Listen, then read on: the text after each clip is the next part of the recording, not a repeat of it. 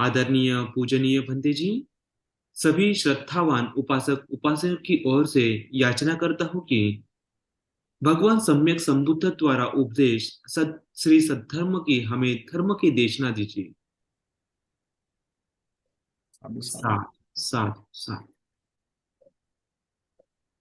तो सभी उपासक उपासिकाएं जिस प्रकार से इस लोक में तथागत सम्यक संबुद्ध अपने प्रज्ञा से प्रकाशित करते हुए इस लोक को,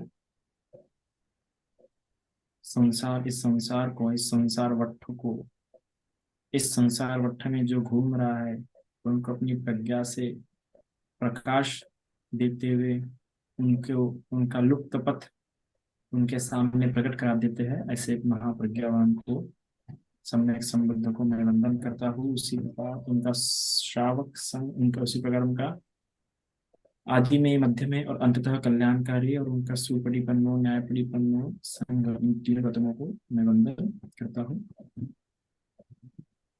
भगवान के इस प्रवचन मालिका में आज का जो विषय है, आज का जो जिनके बारे में हम जानेंगे, उनका नाम है मंतानी पुत्र पुण्य। अभी पुण्य नाम का और एक भिक्षु है जो कि महाराष्ट्र थे, जिन्हें कारण महाराष्ट्र में धर्म आया था, पर उनकी बात नहीं करें। ये पुण्य के आगे मंतानी लगा है क्योंकि मंतानी के पुत्र थे। और पुण्य, यह जो मंतानी पुत्र पुण्य है, इनकी एक और विशेषता है कि ये कौंडिन्य के भतीजे थे, अर्थात कौंडिन्य के, अहंत मुनि कौंडिन्य के बहन के बेटे थे ये।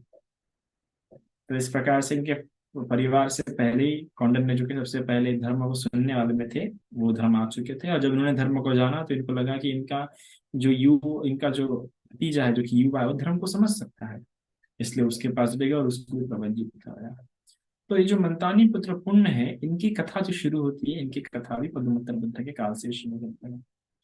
पर इस प्रकार कई सारे श्रावक जो कि गृहस्थ रहते हुए, गृहस्थ होते हुए उन्होंने क्या किया, अपनी इच्छा प्रकट की अग्र श्रावक होने के लिए। पर इन्होंने वैसा नहीं, ये सन्यासी थे, सन्यासी होते हुए इन्होंने क्या किया था, अपनी इच्छा प्रकट की थी। तो देखते हैं कि जब ये युवा थे तब इनका नाम जो रखा गया, इनका नाम गौतम रखा गया। आश्चर्य की बात लगेगी आपको, पर हाँ, इनका नाम उस जन्म में पद्मोत्तर बुद्ध के समय में पूर्ण का नाम था गौतम। ठीक है। तो गौतम होते हुए इन्होंने क्या किया, तीनों विद्या पे पारंगत हुए, तीनों विद्या में पारंगत हुए, जो भी उस समय कला थी उन सब में सीखे। सीखते हुए इनके कई सारे शिष्य हुए, 500 शिष्य हुए, और भी कई सारे शिष्य हुए। पर जैसे जैसे अध्ययन करते गए तो खोज में होंगे, जो व्यक्ति खोज में होता है वो व्यक्ति हर चीज को महान इससे जान लेता है। वो चाहता है कि वो देखता है कि मुझे जो चाहिए वो इसमें है कि नहीं, मैं जो चाहता हूँ, मैं जो प्राप्त करना चाहता हूँ, जिसको अपना उद्देश्य पता होता है। कई सारे लोग जो ऐसे भी किसी चीज को पसंद कर लेते हैं, रास्ते में जो चीज मिल गई उसे पसंद कर लेते और वहीं पे रुक जाते हैं। तो उसका मुख्य कारण ये होता है कि उनका निश्चित नहीं होता कि उनको क्या चाहिए रहता। उनको पता था मुझे कुछ तो चाहिए, पर क्या चाहिए ये पता नहीं होता है। और जिनको पता होता है कि मुझे क्या चाहिए, वो क्या चीज है, उनके सामने कोई भी कितनी भी सुंदर चीज क्यों ना है, वो रुकेंगे नहीं। उनको पता है इसके आगे मुझे और जाना है। जैसे कि एक इंग्लिश में बहुत प्यारी कविता है, वो भी ऐसा कहती है कि देखो ये बाग, वो कवि जब ऐसा रास्ते से होते हुए कहीं से जाना था तो बीच में उसे एक बहुत प्यारा वन दिखता है। मस्त लकड़ियां रखे हुए थे वहां पे, पंछी भी चहचहा रहे थे, है ना, बहुत ही सुंदर दृश्य था। बैठने के लिए एक बहुत अच्छा टेबल था रखा हुआ, लकड़ी एक के ऊपर एक रखी हुई थी, पास से नदी बह रही थी, है ना। तो मन तो उसका बहुत किया था उस लेखक का वहां पे रुकने का। तो वो कहता है कि नहीं, कितना भी सुंदर क्यों ना हो, पर मुझे भी कहीं जाना है, मैंने भी निश्चित किया है कि मुझे कहीं पहुंचना है। तो उसी प्रकार जिस व्यक्ति को पता होता है कि उसे क्या चाहिए, उसे कभी बाहर की चीजें भटका नहीं सकती सरल रूप से। भगवान भी कहते हैं ना, जिसे पता होता है कहाँ जाना है, उसकी गारंटी होती है कि वो भटक गया तो भी फिर से वापस आए। तो मंतानी पुत्र पुण्य अर्थात उस समय के गौतम, इनको भी वेद पढ़े, वेद में बहुत पढ़ा, उस समय के सारे नॉलेज पढ़ा, पर उनको लगा कि निसार है, निरर्थक है, इसमें अर्थ नहीं है जो अर्थ उसे चाहिए, है ना। ये आखिर में इसमें भी आसक्ति की ही बात की गई है, तृष्णा की ही बात की है, तृष्णा मूलच्छेद की बात नहीं की, अध्यात्म की बात की है, ध्यान के सुख की बात की है ना, भौतिक चीजों में एकात्मता की बात की है, परम तत्व की बात की है। परम परम तत्व की बात करने से भी जो मुझे चाहिए दुख निरोध के लिए, तृष्णा की मूलोच्छेद के लिए, वो इसमें नहीं है। इसी की खोज में वो कई जगहों पे फिर भटकता रहा, अपने शिष्यों के साथ यहाँ जाएगा वहां जाएगा, कई खोज में रहा, है ना। खोज में होते हुए ध्यान साधना करेंगे और पहाड़ी पे, जो उस समय का जो हिमालय था वहां पे वास करते थे। ऐसे ही एक समय पदुमत्तर बुद्ध, जो कि उनका कृत्य होता है, बुद्ध की इच्छा में से एक उनकी इच्छा होती है, बुद्ध क्रिया, जैसे 5 तरह की बुद्ध क्रिया में पढ़ने के लिए आती है। उस 5 तरह की बुद्ध क्रिया में से उनकी एक क्रिया यह भी होती है जिसमें वो अपनी करुणा समापत्ति से पूरे लोक को देखते हैं। लोक को देखते हुए उन्हें पता चलता है कि यह जो गौतम है, यह आने वाले गौतम बुद्ध के शासन काल में यह धम्म कथिकों में अग्र हो सकता है ना। तो चलो इसको जाके बताया जाए, धर्म इसको जाके दर्शन दिए जाए। भगवान पद्मतर बुद्ध वहां से जाते हैं, अंतर वहां से उड़ के उड़ के जाते हैं, और जहाँ पे मंतानी पुत्र रहते हैं वहां पे आसमान से नीचे उतरते रहते हैं। तो यह जो गौतम है यह देख लेता है कि यह जो पुरुष ऊपर से नीचे उतर रहा है ना, वह, क्योंकि जो ऐसे जो लोग होते हैं जो खुद अध्यात्म में पक्के होते हैं, या जो गुरु होते हैं, है ना, या जो कि अच्छी प्रकार से शिक्षित होते हैं, वो कभी भी व्यक्ति की चर्या देख लेते हैं, व्यक्ति का चेहरे का भाव देख लेते हैं, आंखें देख लेते हैं और समझ जाते हैं। और हम वही देखते हैं कि जितने भी लोग सही में आध्यात्मिक में सम्यक दूषित है, वो चाहे सारीपुत्र हो, सारीपुत्र जब अश्वजित को देखा, है ना, या ऐसे जब भी समझ जाते थे कि हाँ ये है, अद्भुत है। वैसा ही हुआ जब गौतम वो देखता है कि पद्मोदर बुद्ध आसमान से नीचे उतर रहे हैं, तो रिद्धि बल तो है, पर रिद्धि बल तो समस्या नहीं ना, रिद्धि बल तो इसने भी प्राप्त किया है ना, इसको भी रिद्धि बल प्राप्त है, आठों ध्यान इसने प्राप्त किया है, पांचों अभिन्याय इसने प्राप्त किया गौतम ने, वो समस्या नहीं, वो तो प्राप्त की जा सकती है। तो आसमान से उड़ के नीचे उतरना इसके लिए बड़ी बात नहीं थी। पर ये जब नीचे उतरे थे गौतम हो, जब पद्मोत्तर बुद्ध, तो इसने देखा कि यह तो 32 प्रकार के लक्षणों से युक्त है। और ऐसा जो व्यक्ति, इसके सिर्फ 2 ही गतियां होते हैं, एक तो बुद्ध होता है, नहीं तो चक्रवर्ती सम्राट होता है।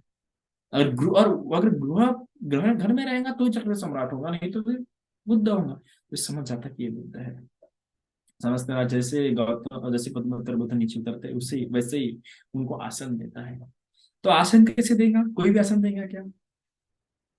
ये एक व्यक्ति को ज्ञान होता है, जब श्रद्धा होती है, जब अपना श्रद्धा प्रकट करना होता है व्यक्ति के सामने में, तो ये सब खुद ब खुद समझ जाता है कि आसन तो मेरे से ऊंचा ही होगा इनका। उसी प्रकार तो अपने से ऊंचा आसन में रहता है, और खुद भी ना उनके बराबर नहीं बैठेंगे, वो भी देखता है तो उससे नीचे ही आसन देखता है, उससे नीचे ही पत्थर दिखता है, और वो पत्थर लेके फिर वहां पे उसके ऊपर वो बैठ जाता है और भगवान से देखते रहता है, भगवान से संलाप करते रहता है। उसी समय क्या होता है कि जो इसके पास वो शिष्य रहते हैं, वो भी पास में वो जैसे कुछ रहते हैं, मुझे आंकड़ा पर्टिकुलर याद नहीं पर्टिकुलरली, तो वो भी भोजन की खोज में, दवा की खोज में है ना, कि अभी जो भोजन करना है उसकी खोज में खोजते खोजते जो प्राप्त हुआ उसको लेके वहां होते हैं, वहां प्रकट होते हैं। तो चलो अभी पहले गुरु को देंगे और फिर हम भोजन करेंगे। तो जब वो लोग वहां पहुंचे तो वो लोग देख के उनके मन में आश्चर्य जाग जाता है कि ये क्या हो रहा है। अब आश्चर्य जागना ही है, क्योंकि उनको अपने गुरु के प्रति ऐसा ज्ञान, ऐसा लगता था कि हमारे गुरु समान आदर्श व्यक्ति, विद्यमान व्यक्ति, ऐसा पुरुष मिलना दुर्लभ है ना। यह हमारे लिए सबसे ज्यादा पूजनीय है, आदरणीय है, गौरव करणीय है। पर जब वो देखते हैं कि हमारे गुरु खुद नीचा आसन लेके उन्होंने किसी दूसरे व्यक्ति को अपने से ऊंचा आसन दिया। और याद रखिए, अध्यात्म की ये बहुत बड़ी संस्कृति होती है। जो भी अध्यात्म में व्यक्ति होता है वो जानता है कि अगर हम अपने से किसी को उच्च आसन दे रहे हैं तो हम उसको अपने श्रेष्ठ मान रहे हैं, हम उसको अपने से पूजनीय मान रहे हैं, हम उसको अपने से ज्ञानी मान रहे हैं, हम उसको अपने से ऊपर मान रहे हैं, जब हम खुद होके उसको उच्च आसन दे रहे हैं बैठने के लिए। तो वो सभी लोग ये देखते बराबर समझ गए, ये होते अध्यात्म के कुछ चिन्ह, कुछ लक्षण, है ना, जो हम, ये अध्यात्म की भाषा होती है, जो इंसान देखते बराबर सब कुछ समझ जाता है, ये सारी बातें। तो वो लोग भी सब समझ गए कि ये हमारे गुरु से इसका मतलब श्रेष्ठ है, तो देखते बराबर हो गए। फिर वो आश्चर्यचकित हो गए। फिर वो फिर यह भी देखते हैं, गौतम भी देखते हैं अपने शिष्यों की तरफ कि अरे, इस प्रकार आश्चर्य होने की बात नहीं है। अरे, सामने जो बैठे ये साक्षात बुद्ध है, पदमतर बुद्ध है, और ये वैसे है, इनके सामने तो मैं कुछ भी नहीं हूं। तो आओ हम इनका सत्कार करें, इनका क्या करें, गौरव करें। तो इनके पास देने के लिए कुछ नहीं था, इनके शिष्य ने इन्हीं के लिए लाया था। तो कहते हैं कि जो तुमने मेरे लिए लाया है, चलो हम वो इन्हें दे, क्योंकि ऐसा क्षण बार बार नहीं आएगा। तो खुद के लिए ना रखते हुए वो उन्हें देते हैं। और उन्हें देने के बाद और कुछ जरूरत था नहीं देने के लिए, तो देते हैं। फिर जब देते हैं तो फिर पदुमत्तर बुद्ध के मन में आता है कि मेरे जो अग्र श्रावक है वो भी यहाँ पे होने चाहिए। तो जब ये मन में ऐसा सोचते हैं तब, तो फिर जब इस प्रकार से वो देते हैं, तो देने के बाद फिर पदुमत्तर बुद्ध के मन में आता है कि नहीं, मेरे जो अग्र श्रावक है वो भी आना चाहिए। तो अग्र श्रावक भी मन से ये जान लेते हैं कि बुद्ध चाहते हैं कि हम वहां पे, तो सभी अग्र श्रावक अपने अपने शिष्यों के साथ वहां प्रकट हो जाते हैं। जब वहां सभी अग्र श्रावक उनके शिष्यों के साथ प्रकट होते हैं, तो कहीं ना कहीं उनको बहुत बुरा लगता है। किसको? गौतम को, जो कि आने वाले समय के मंतानी पुत्र होने वाले हैं, अग्र श्रावक होने वाले हैं। उनको बहुत बुरा लगता है। तो बुरा किस बात का लग रहा है? इस बात का नहीं कि लोग आए, बुरा इस बात का लग रहा है कि इतने दुर्लभ क्षण प्राप्त हो रहा है कि बुद्ध और उनके अग्र श्रावक हमारा है, पर अग्र श्रावकों को देने के लिए हमारे पास कुछ भी नहीं है। इसका बड़ा बड़ा ही होता है, क्योंकि एक भारतीय परंपरा है ना, एक संस्कृति हमारी, कि कोई संत हमारे दरवाजे पे आता है, कोई भी संत है, कोई भिक्षार्थी हमारे दरवाजे पे आता है, तो मुझे खाली हाथ भेजना पसंद नहीं करते। हम चाहते हैं कुछ तो भी दे। हमारे घर से जा रहे हैं, इवन मैं अतिथि भी अगर हमारे घर में आता है तो हम इसको कुछ खिला के भेजते हैं, भूखे पेट नहीं। तो संस्कृति है देने का भाव। तो उन्हें बुरा लगता है, पर तो क्या करे, अभी कुछ है नहीं, क्योंकि अभी तो भोजन भी कहीं मिलेगा नहीं, तो है। तो होते कि चलो अगर हम इससे नहीं कर तो हम इनका फूलों से सत्कार करेंगे, फूलों से गौरव करेंगे। तो सभी जो गौतम जो सभी शिष्य थे, सभी फूल लाने चले जाते हैं, और फूलों से सभी के लिए क्या, बाकी सभी अग्रशावकों के लिए आसन सजाते हैं और उनको आसन पे बिठाते हैं। फिर कहते हैं पद्मोत्तर बुद्ध, क्योंकि आज एक पद किसने प्राप्त किया? तो पता चलता है कि एक शावक है जिसको धम्म कथिक पद पद्मोत्तर बुद्ध ने घोषित किया। तो कहते कि तुम ही आज क्या दो, धर्म देशना दो। अब क्यों देने के लिए बोला? चलो देते भी है, जिसने आज धम्म कथिक पद जिसने वो हासिल किया, वो देता है प्रवचन। वो देने पर कोई अरंत नहीं होता है, कोई भी नहीं होता अरंत, पर फिर भी देने के लिए बोलते हैं। फिर उसके देने के बाद बुद्ध पद्मोत्तर बुद्ध देते हैं प्रवचन, और उनके देने पर सभी के सभी क्या हो जाते हैं, अनंत हो जाते हैं। बस अपने जो मंतानी पुत्र अर्थात जो गौतम जो सफेद छत्र लेके खड़े थे पद्मोत्तर बुद्ध के पास, वो नहीं होते, बाकी सब मुक्त होते हैं। तो भी यहाँ पे दो बातें हैं कि जिसको धर्म देने के लिए बोलते हैं पहले अग्र शावक को, वो देता है पर कोई अनंत नहीं होता, पर फिर भी बुद्ध देते बोलते हैं इसको देने के लिए, क्यों? है ना? और फिर बाद में खुद देते हैं, और जब खुद देते तो बाकी सब हो जाते हैं अनंत, पर मंतानी पुत्र नहीं होता है। तो इसका कारण ये है कि जब ये देगा धर्म सबसे पहले जो अग्रशावक है, तो इससे क्या होगी, इसमें प्रेरणा जाग जाएंगी। मंतानी पुत्र में जो छत्र लेके वहां पे खड़ा है, कि ये कौन है जिसको भगवान ने खुद होके बोला कि भाई तुम धर्म देश दो, और कहीं ना कहीं उसकी धर्म देशना इसके मन में प्रेरणा हो जाएगी। कितने शुभ प्रकार से ये दे रहा है, कितने उसको लेके इसके मन में एक अलग भाव जाएगा, तो इसके मन में भी वो वितर्क उत्पन्न हुआ कि मैंने भी वो प्राप्त करना चाहिए, तो इसलिए कहा। और फिर ये क्यों नहीं अरहंत हुआ? तो ये इसलिए अरहंत नहीं हुआ भगवान बुद्ध की पद्मोत्तर बुद्ध की देशना के वक्त, क्योंकि इसके मन में बार बार ध्यान उसके तरफ जाता कि कौन व्यक्ति है जिसने पहले धर्म देशना दिया बुद्ध के पहले, और बुद्ध ने खुद होके बोला, और कितनी अद्भुत देशना दिया। क्यों ना मैं भी ऐसा ही जैसे आने वाले बुद्ध के समय पद हासिल करूं। तो तब जब भगवान गौतम जब पदुमत्तर बुद्ध जब धर्म देशना दे रहे थे, तब इसके मन में ऐसा वितर्क था, बुद्ध की देश पदुमत्तर बुद्ध की देश में ध्यान नहीं था, इसके कारण तब अनंत पद नहीं हो पाया। तो ऐसा होने पर फिर पदुमत्तर बुद्ध और जो बाकी सारे अग्रश्रावक है, सभी के सभी 7 दिन के लिए निरोध समापत्ति में चले जाते हैं ध्यान के लिए।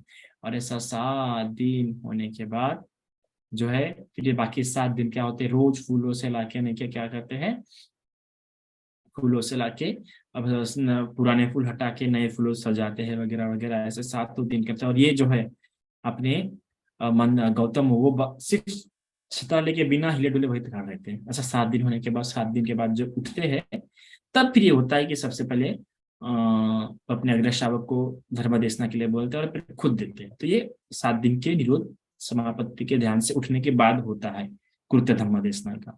फिर जब उसके मन में ये होता है तो फिर भगवान के सामने में, पदमुत्तर भगवान के सामने में ऐसा अपना इच्छा प्रकट करता है, क्योंकि उस समझ में आता है कि मैंने जो पुण्य कमाया, ये पुण्य तो, इस पुण्य का मुझे फल मिलेगा ही मिलेगा। और ये पुण्य का फल तो हो सकता है शक्रपद, इंद्रों का राजा, देवताओं का राजा, या फिर ब्रह्म पद हो सकता है, या मार का पद हो सकता है। तो वो पद क्या, उस पद में कोई रस नहीं है, वो तो आखिर में लौकिक पद है। तो वो उसको वो पद प्राप्त करने की क्षमता, तो जब ये पुण्य का इस्तेमाल ही कर रहा है तो क्यों ना मैं अपनी इस प्रकार से, मैं भी किसी आने वाले बुद्ध के समय में ऐसा हो ये इच्छा प्रकट करूं। तो फिर इस प्रकार से पदमुत्तर बुद्ध कहता है कि मैं भी किसी आने वाले बुद्ध के समय में इस तरह का ये अग्रपद चाहता हूँ। तो पदमुत्तर बुद्ध कहते हैं कि हाँ, असंभव है, आने वाले गौतम बुद्ध के शासन काल में तुम मंतानी पुत्र पुण्य इस नाम से क्या होंगे, इस नाम से अग्र शावक होंगे, और धम्म कथिक में तुम क्या होंगे, अग्र होंगे। इस प्रकार से फिर वहां से विदा लेते हैं, पर बाकी जो शिष्य रहते हैं वो सभी अनंत हो जाते हैं।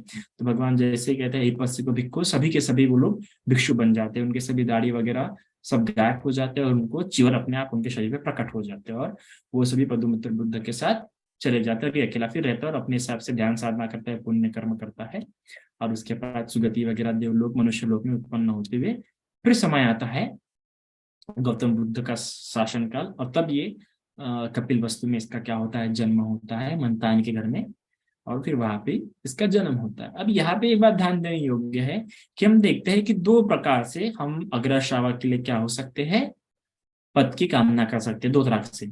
एक तो सबसे पहले अगर आप गृहस्थ है तो 7 दिन भोजनदान देके बुद्ध और बुद्ध प्रमुख संघ को, नहीं तो अगर आप सन्यासी है तो बुद्ध के प्रति इस प्रकार से अपना सेवा दिखा के। तो दोनों ही इसमें क्या हो रहा है कि अपना सेवा दिखाई जा रही है, समर्पण दिखाया जा रहा है दोनों इसमें। अगर आप गृह त्यागी है तो गृह त्यागी होने पर भी आप अपना समर्पण दिखा रहे, छत्र पकड़ के और फूलों से गौरव करके, उसमें भी आपके सेवा और समर्पण दिख रहा है।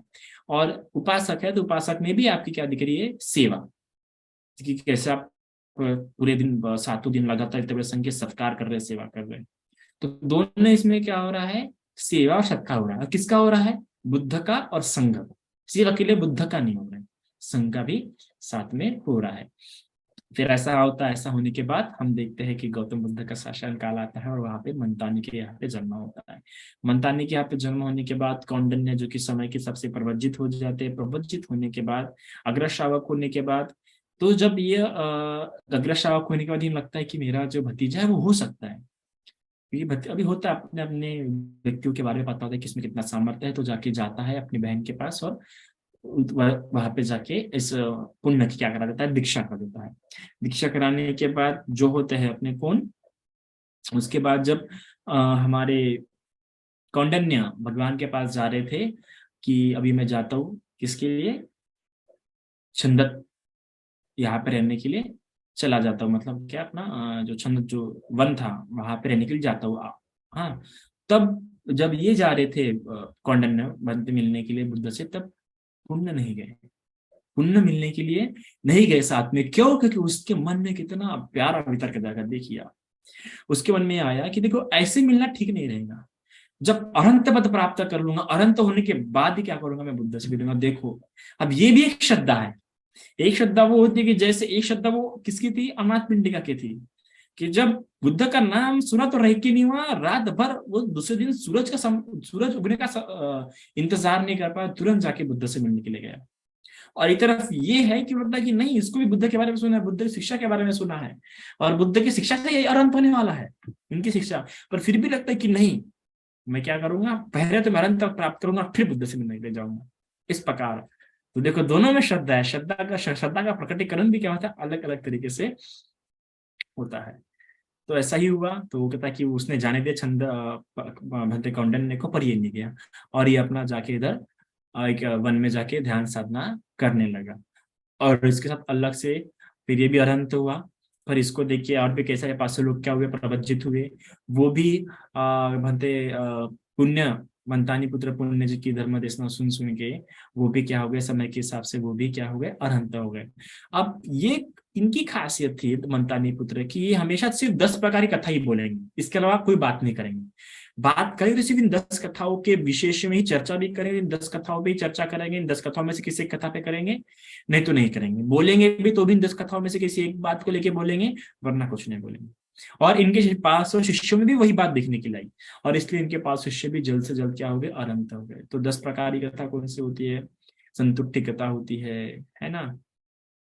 ऐसे 10 प्रकार की कथा है, संतुष्टि कथा, शील कथा, है ना, विमुक्ति कथा, इस प्रकार 10 प्रकार की कथाएं होती है। तो 10 प्रकार की कथाओं पे क्या करेंगे, वो हमेशा चर्चा करेंगे। तो फिर जब ये भी अनंत हो गया और इनके शिष्य भी अनंत हो गए, तो शिष्य की जैसा गुरु का संकल्प हो जाए, शिष्य भी वैसा संकल्प लेते हैं, क्योंकि जिस प्रकार गुरु शिष्य के भी गुण काफी मेल खाते हैं ना। तो इन्होंने भी सोचा था कि जब हमारे गुरु मिलने के लिए नहीं गए, तो हम भी जब तक अनंत पद प्राप्त नहीं करेंगे, हम भी मिलने नहीं जाएंगे बुद्ध से। फिर ये भी अनंत हो गए, 500 शिष्य। फिर 500 शिष्य अनंत होने पर उन्हें गए अपने गुरु के पास और कहा कि देखिए अभी हम तो अनंत हो गए, चलिए अभी जाते हैं बुद्ध से मिलते हैं।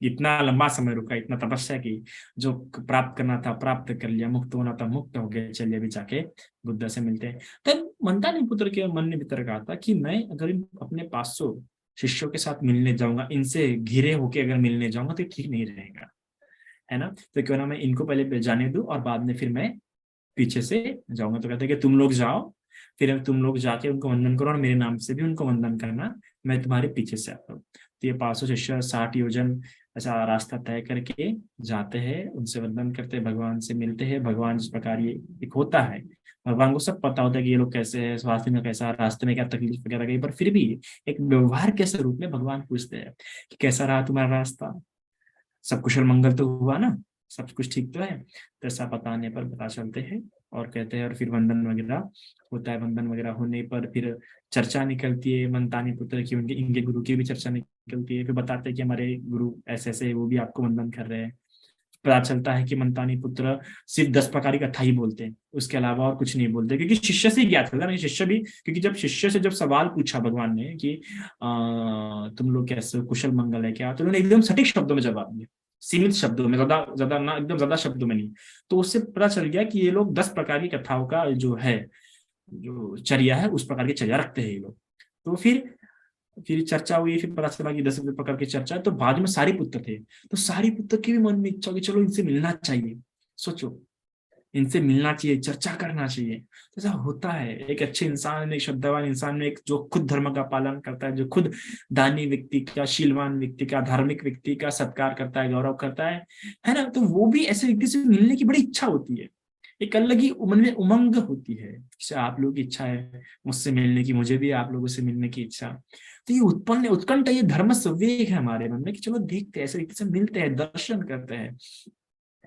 तो सारी पुत्र को भी लगा कि नहीं, मिलना चाहिए ऐसे व्यक्ति से, कि जो हमेशा 10 प्रकार की चर्चा ही करता।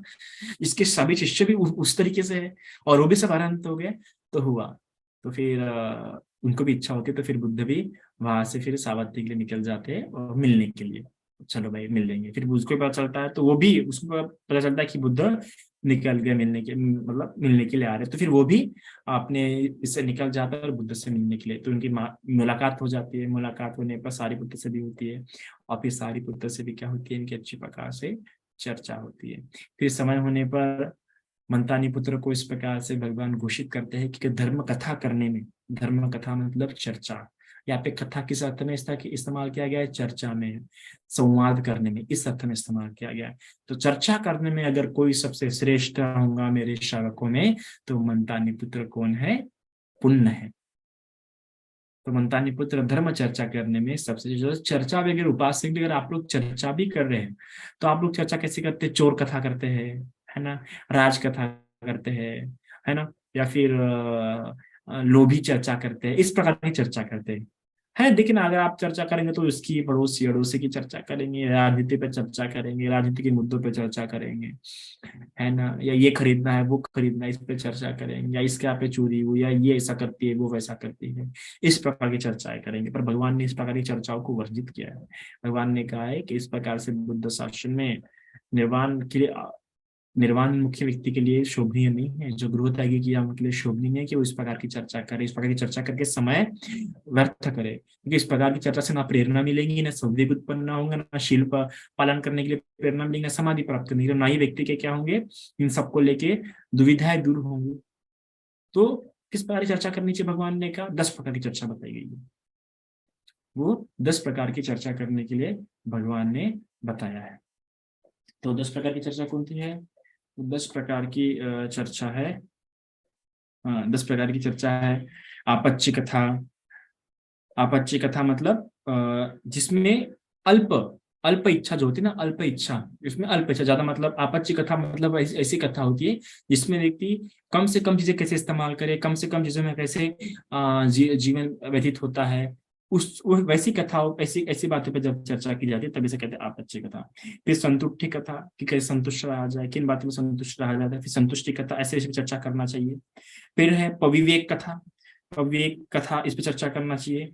सम्मासक कथा, इसके अलावा वीर्य कथा, शील कथा, समाधि कथा, पन्या कथा, विमुक्ति कथा, है ना, और पच्चे पच्चे वेखना कथा। इस प्रकार से 10 प्रकार की कथाओं पे क्या करना चाहिए, भगवान बुद्ध कहते हैं चर्चा करना चाहिए। और इस 10 प्रकार के विषयों पे, इन 10 विषयों पे चर्चा करना कोई अच्छा होगा तो वो थे मंतानी पुत्र। अगर हम करने जाएंगे शायद समय नहीं जमेगी चर्चा, हम बोलेंगे कैसे करें, क्या निकाले, क्या टॉपिक निकाले, कैसे उस विषय पे आए, हम नहीं जमेंगे। आप कभी करके देखिए विषय पे चर्चा, क्योंकि हमने कभी किया ही नहीं, इसके अनुसार सोचा ही नहीं जीवन, तो कैसे करेंगे चर्चा। पर इससे भी चर्चा करने वाला कोई अग्र था तो वो थे मंतानी पुत्र पुण्य। इस प्रकार से मंतानी पुत्र का जीवन था।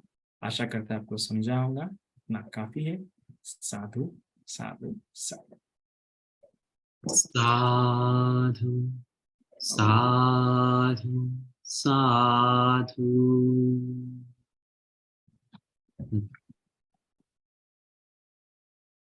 सभी श्रद्धावान उपासक उपासिका हाथ जोड़े।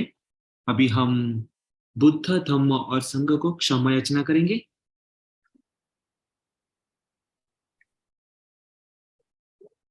कायेन वाचा चित्तेन प्रमादेन मया कतन् अच्छयं खमामि भन्ते भूरिपैया तथागत।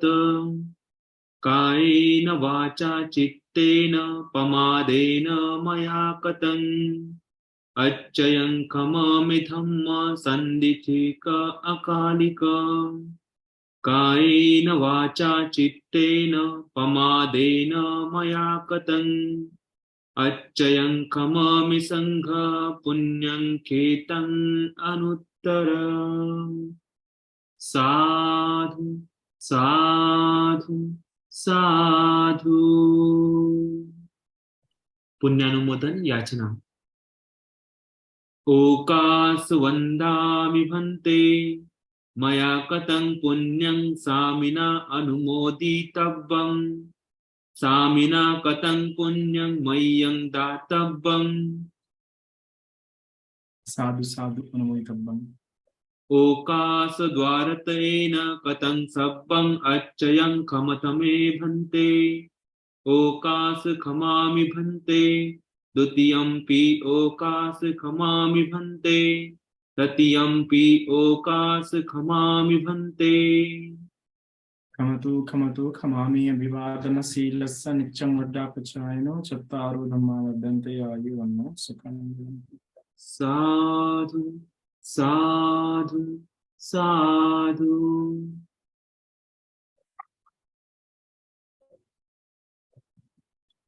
यथा वरिवाह पुरा परिपूरन्ति सागरं एवमेव इतो दिन्नं पेतान उपकम्पति इच्छितं पच्छितं तुम्मं क्षिप्तमेव समिज्जतो सब्बे पुरन्तु चित्तसङ्कप्पा छन्दोपन्नरसो यथा मणिज्योतिरसो यथा। अभिवादनशीलस्य नित्यं वड्डापचायिनो चत्तारो धम्मा वर्धन्ते आयुर्वन्नो सुखं बलं। साधु साधु साधु। सभी को नमो बुद्धाय।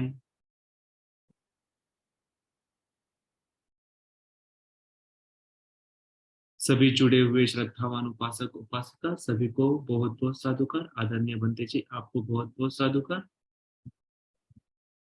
नमो बुद्धाय।